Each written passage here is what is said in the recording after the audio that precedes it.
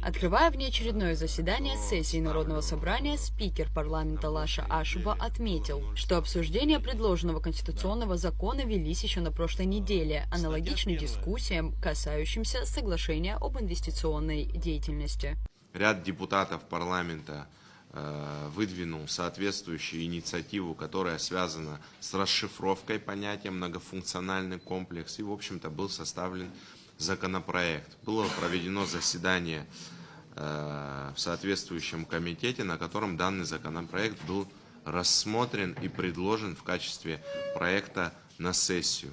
После, по обращению коллег, было обращение, связанное с тем, что провели неочередное заседание сессии парламента, связанное с этим законом. Представлял проект конституционного закона депутат парламента, председатель комитета по бюджету, кредитным организациям, налогам и финансам Беслан Халваш. Он отметил, что предлагаемый проект закона разработан в целях регулирования правового статуса многофункциональных комплексов, упоминаемых в соглашении об инвестиционной деятельности. В принятом градостроительном кодексе мы обнаружили, что многофункциональные комплексы, они, в понятийном виде не раскрыты полностью, что мы можем считать под многофункциональными комплексами. И у нашей общественности, и у депутатов парламента вызывали определенные опасения, что под видом строительства многофункциональных комплексов будет иметься возможность строительства апартаментов или апарт-отелей.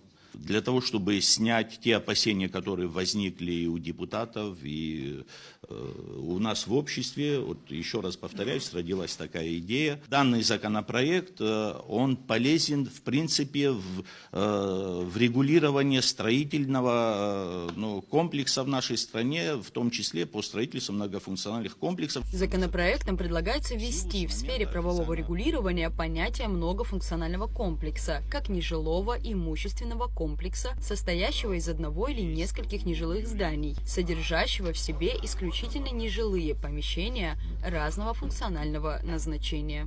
В составе многофункционального комплекса допускается размещение офисных, торговых, спортивных, выставочных, образовательных и иных нежилых помещений, за исключением нежилых помещений, указанной в части 2 настоящей статьи. А вот часть 2.